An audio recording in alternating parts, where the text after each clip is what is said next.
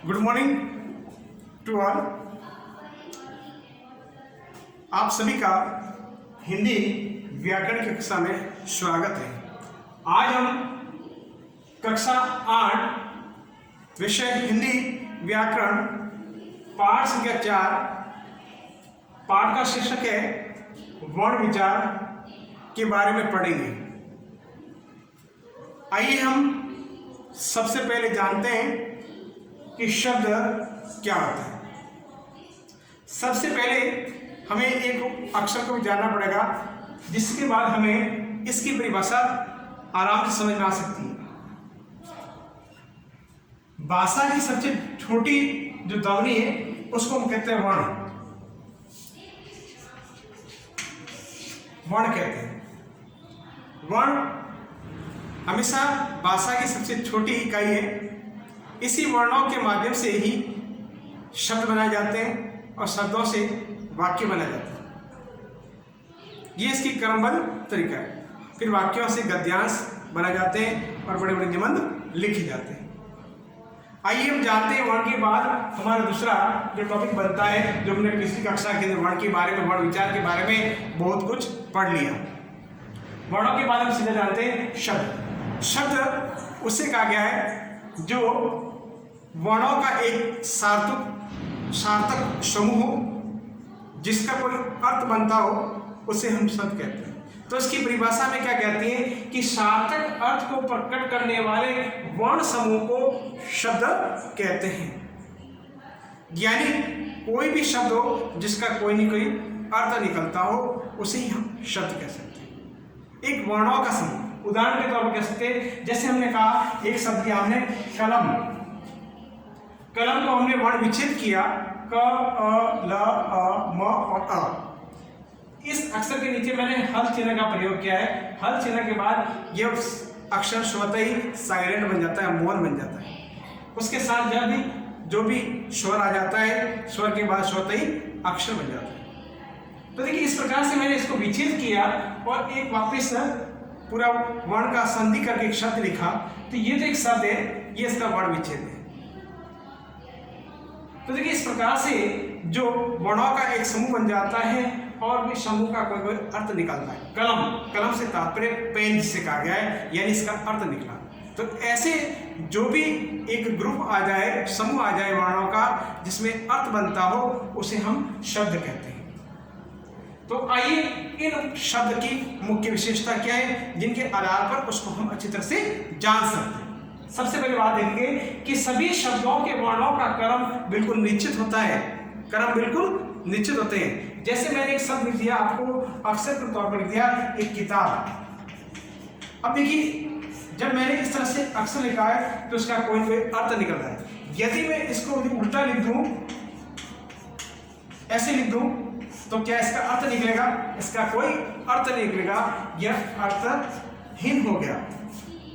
इसीलिए कहा गया है कि जब कोई भी शब्द होगा, उसका कोई निश्चित क्रम होगा, क्रमबद्ध ऑर्डर होगा, तभी इसका अर्थ बन सकता है।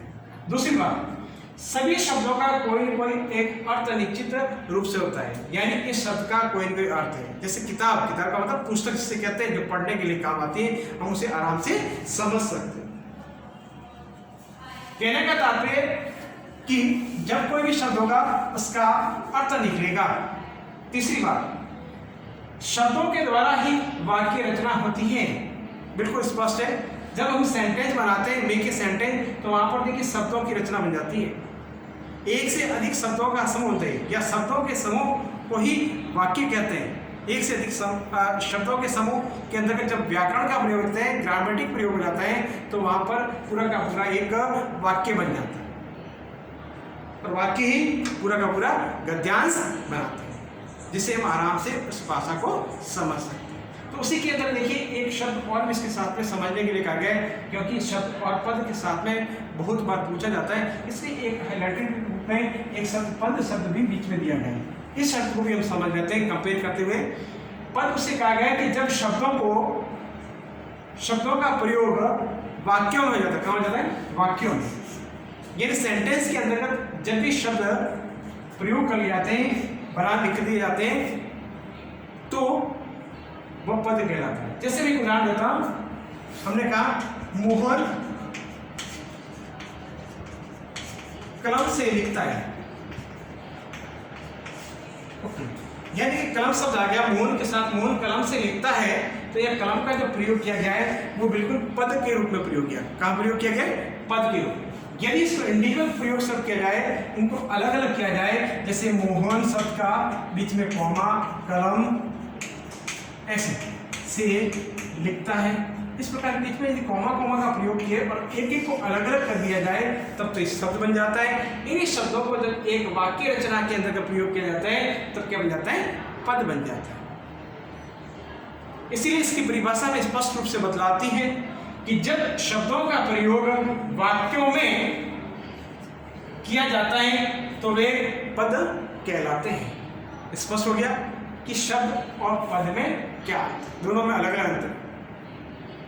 शब्द वर्णों का एक समूह है, सार्थक समूह है, जिसका कोई अर्थ निकलता हो, और वही शब्द जब व्याकरण यानी ग्रामेटिक रूप से किसी वाक्य के अंदर प्रयोग किया जाए तो वहां पर पद बन जाता है।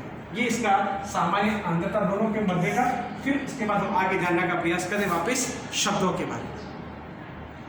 देखिए, शब्दों का वर्गीकरण, शब्दों का पार्टीशन किया गया है कि शब्द हमारी हिंदी भाषा में कहाँ से आए और कौन कौन सी श्रेणी में रखे गए।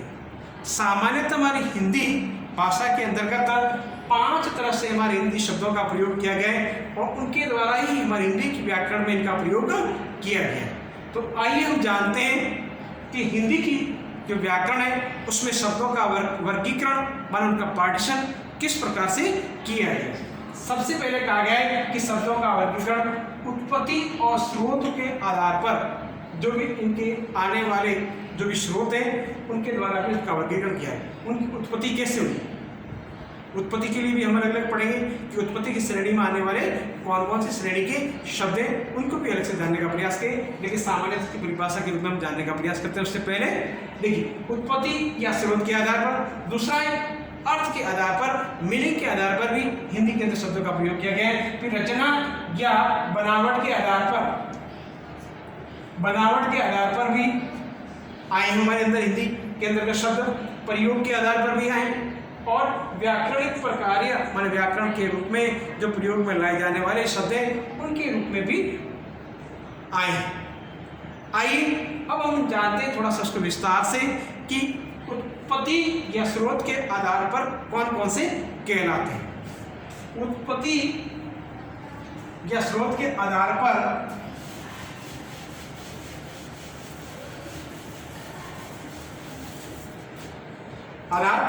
सामान्यतः 5 प्रकार से बताने का प्रयास किया है, जिसके अंतर्गत देखिए कि तत्सम शब्द है, तद्भव है, देशज, विदेशी, देशज विदेशी, और एक है शंकर। ये 5 प्रकार के जो शब्द हैं जो हमारी हिंदी के अंतर्गत आए उत्पत्ति की तरफ से। पहले तत्सम शब्द, तत्सम उन शब्दों को कहा जाता है जो संस्कृत से शब्द हैं और जिन्हें हम सीधे हिंदी भाषा के अंतर्गत पढ़ते हैं। जैसे हमने कहा मयूर शब्द को हम भी पढ़ते हैं और सीधा भी लिख लेते हैं, कभी कभी पाठ्य पुस्तक के या वाक्य रचना के लिखते हैं। तद्भव, तद्भव उन्हें कहा गया जो हिंदी के शब्द हैं, यानी संस्कृत के शब्दों को जब बदलकर हम हिंदी की भाषा में लिख जाते हैं वो तद्भव कहलाते हैं। जैसे मयूर को मोर कहते हैं। ये देखिए, इसी प्रकार देखिए हम कुछ ऐसे भी शब्द होते हैं जिनको हमारे सामान्य लोकल भाषा में भी लिखा जाता है, जिन्हें हम देशज कहते हैं। जैसे हमने कहा रोटी, ये सब इस प्रकार के शब्द है, जो बहुत सारे शब्द है। रोटी, लोटा है, खिड़की है, पेट है, डिब्बा है, इस प्रकार के अनेक प्रकार के शब्द हैं जो देशज शब्द है या हमारे देश काल के या हमारे सामान्य लोकल भाषा के रूप में प्रयोग किए जाने वाले शब्दों को देशज कहते हैं। विदेशी शब्द जैसे बहुत सारे शब्द है, जैसे हम कहते हैं डॉक्टर, हॉस्पिटल, ऑफिस, ये इत्यादि ऐसे शब्द हैं जिनको हम सामान्य हमारी बोलचाल की भाषा में इसका प्रयोग किया जाता है। तो ऐसे शब्द आते हैं विदेशी भाषा के रूप में, जो अन्य भाषाओं के, जो हमारी हिंदी भाषा के अलावा अलग भाषाएं, विदेशी भाषाएं, अंग्रेजी हो, फ्रेंच हो, पुर्तगाली हो, यूनानी हो, जापानी हो, इस प्रकार के बहुत सारे शब्द हैं जिनको हम पढ़ लेते हैं। जैसे हमने कहा शब्द का रिक्शा, अब देखिए रिक्शा शब्द जापानी शब्द है। कौन सा है? जापानी। तो यानी कहने का तात्पर्य हमारा कि ये शब्द हैं सारे के सारे विदेशी भाषाओं से हमारी हिंदी भाषा में पढ़े जाते हैं, इसलिए हमको विदेशी का। फिर अगला हमारा है संकर। संकर के तात्पर्य होता है दो भाषाओं को एक साथ पढ़ा जाता है। जैसे हम पढ़ते हैं रेलगाड़ी, बैलगाड़ी, बैलगाड़ी। इसके अंदर देखिए बैल गाड़ी, रेल प्लस गाड़ी, यानी दो अलग अलग भाषाओं के रूप में बताने का प्रयास किया है। क्योंकि देखिए रेल शब्द अंग्रेजी है और गाड़ी हमारा शब्द है वो हिंदी है, दोनों अलग अलग है। तो इस प्रकार से जो शब्दों का प्रयोग हमारी हिंदी भाषा के अंदर शब्दों का प्रयोग किया गया, इसलिए इनको हमने कहा उत्पत्ति के स्रोत के आधार पर, इसके आधार पर उत्पत्ति के स्रोत पर आने वाले ये इस प्रकार के शब्द हैं। यानी तत्सम से आने वाले, तद्भव से आने वाले, देश से आने वाले और विदेशी और संकर शब्द है। ये सारे के सारे उत्पत्ति के वाले शब्द हमारी हिंदी भाषा में पढ़े जाते हैं। अब अगला बिंदु देखते हैं। दूसरा बिंदु हमारा है अर्थ के आधार पर।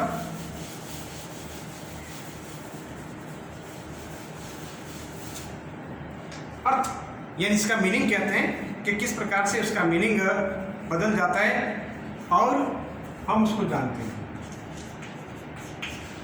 नंबर 2, अर्थ के आधार पर।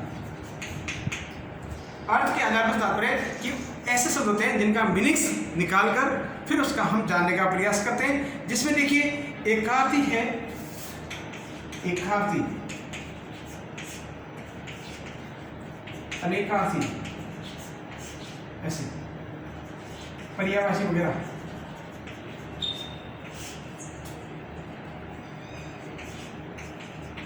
विपरीत, विलोम शब्द जिसे कहा गया है कि देखिए अनेक शब्दों, अनेक शब्दों के लिए एक शब्द, अनेक शब्दों के लिए एक शब्द है। फिर देखिए उसके बाद समरूपी,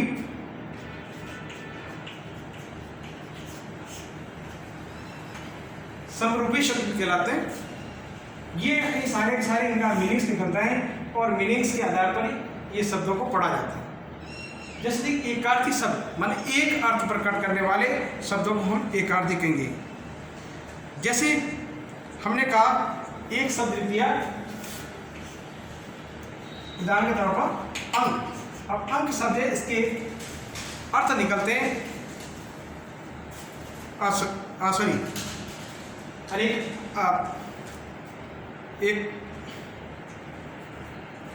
एक आरती से यहाँ देखें, एक आरती माने एक अर्थ देने वाले जिनका एक ही अर्थ होता है। जैसे सम्राट है, प्रधानमंत्री है, राष्ट्रपति है, इत्यादि विभिन्न प्रकार के शब्द हैं जिनको हम एकार्थी शब्द कहते हैं।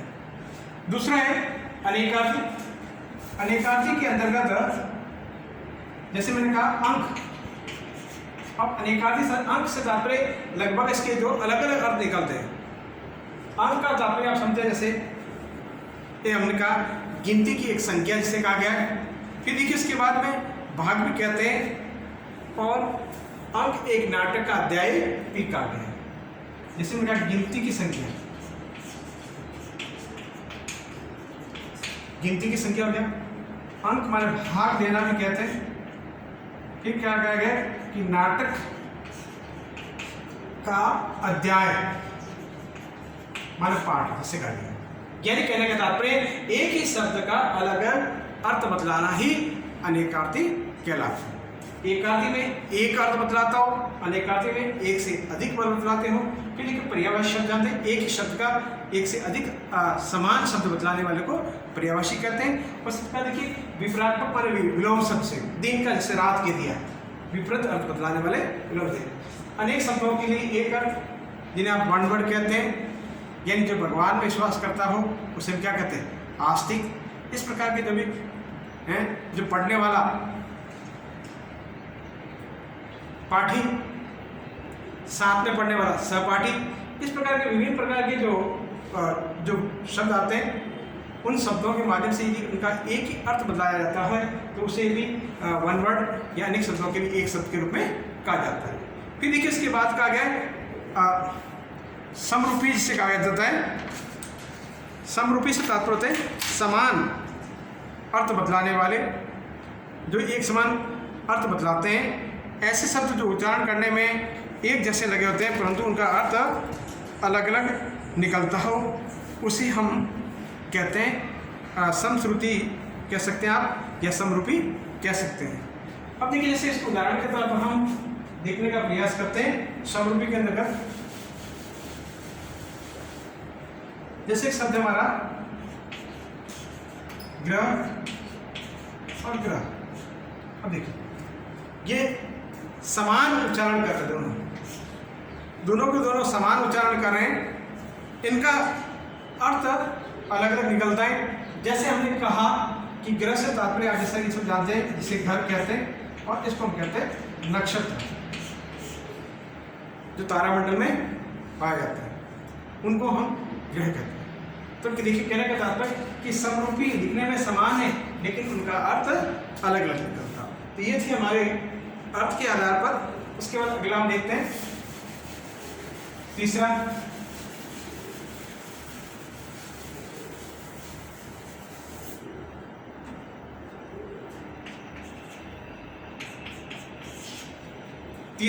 जो शब्दों का जो वर्गीकरण जो बताया गया है वो है रचना के आधार पर।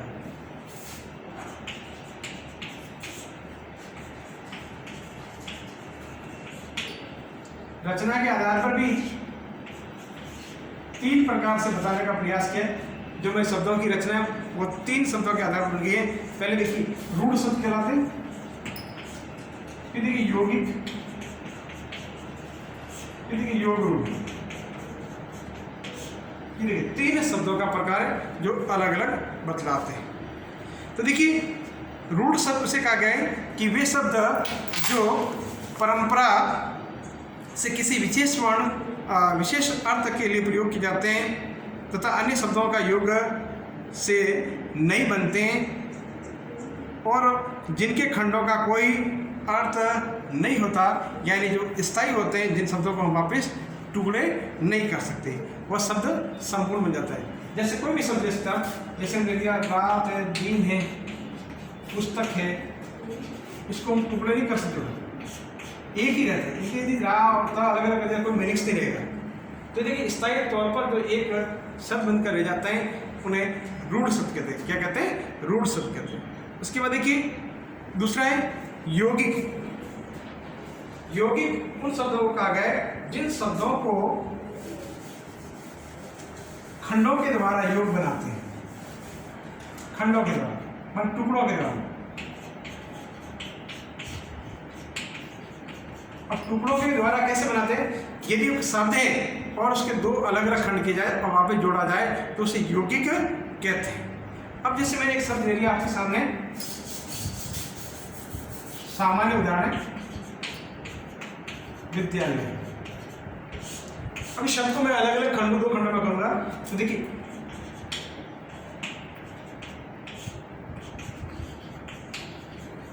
विद्या प्लस आलय, ये दो जब खंड अलग अलग हो जाए और वापस इनका एक समूह बन दिया जाए तो इस प्रकार जो योग से बनता है वो कहलाता है यौगिक कहलाता है।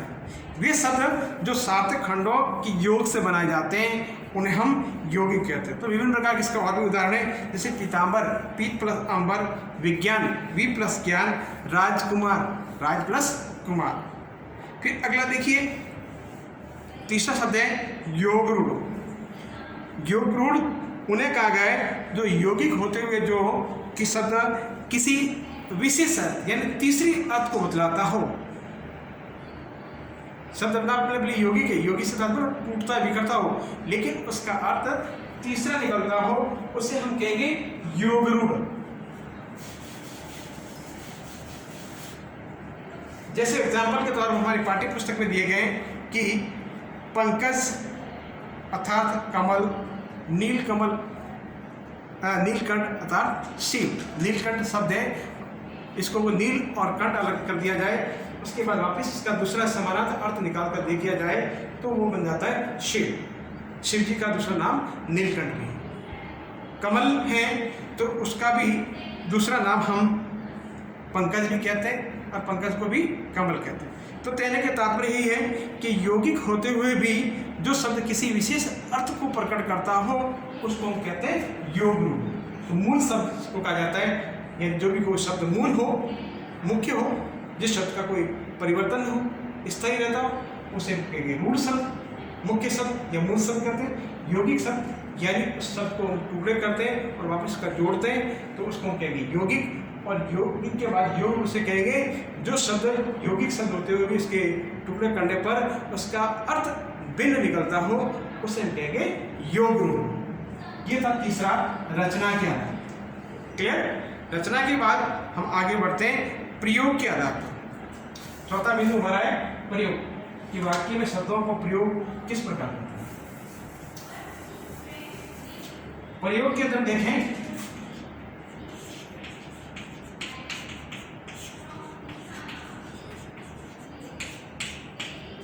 आधार। प्रयोग से तात्पर्य उपयोग।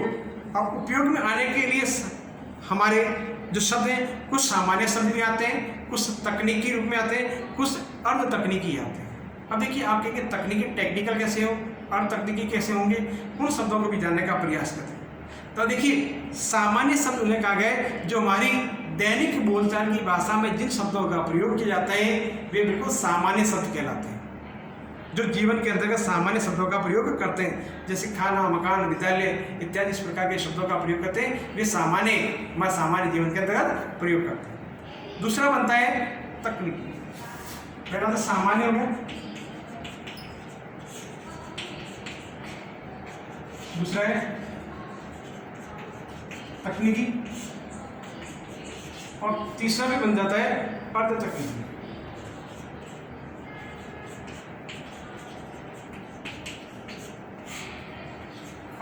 तीनों टेक्निकल शब्द, जैसे कंप्यूटर वाला शब्द है, ये टेक्निकल वर्ड है तो इसको भी यूज करते हैं, तो ये तकनीकी की श्रेणी में आ जाता है प्रयोग के आधार पर।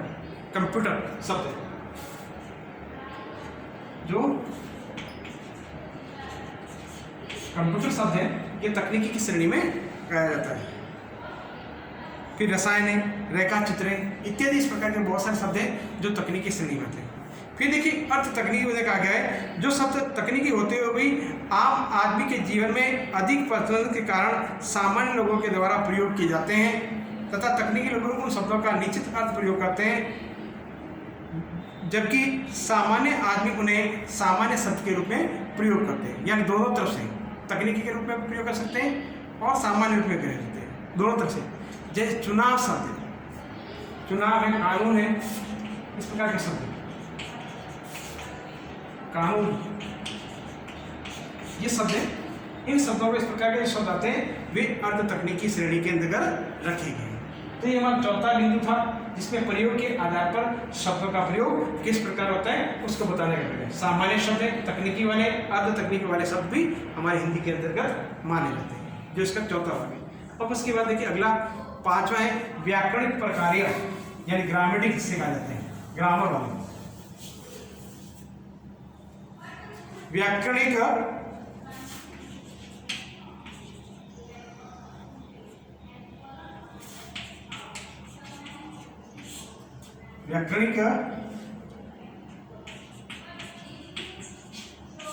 प्रकार्य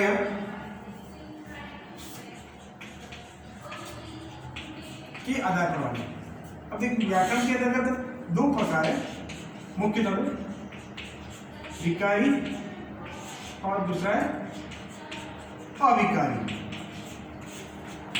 इन दो प्रकार के शब्दों का व्याकरणिक की श्रेणी में रखा गया।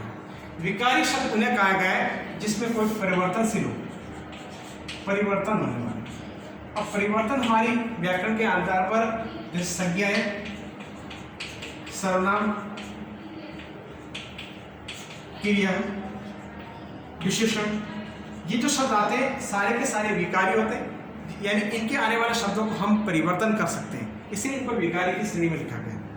संज्ञा वाले शब्द, सर्वनाम वाले, क्रिया वाले और विशेषण वाले शब्द, जिन शब्दों का प्रयोग के द्वारा हम उसको परिवर्तन कर सकते हैं, इसलिए इनको हम विकारी की श्रेणी में लिखा है। उसके अलावा जो इसके अगले वाले जो व्याकरण के जैसे क्रिया विशेषण है, संबंध बोधक है, समुच्चय बोधक है और विस्मृति बोधक, ये जो आ जाते हैं जिनमें कोई परिवर्तन नहीं होता, इसमें परिवर्तन नहीं होता, इसलिए इनको कहा गया अविकारी। विकारी का तो परिवर्तन वाला शब्द बन जाते हैं, अविकारी के बाद अपरिवर्तनशील जिसे कहा गया। जैसे हमने कहा संबंध बोधक, प्रीपोजिशन वगैरह आप जो कहते हैं, संबंध बोधक वाले हैं, समुच्चय बोधक है, विस्मृति बोधक है इत्यादि जो शब्द है ये सारे के सारे आते हैं संबंध बोधक, समुच्चय बोधक, विस्मृति बोधक और क्रिया विशेषण। क्रिया की विशेषता बताने वाले शब्द आते हैं, उनको क्रिया विशेषण कहते हैं। ये शब्द भी अविकारी की श्रेणी के अंतर्गत रखेंगे।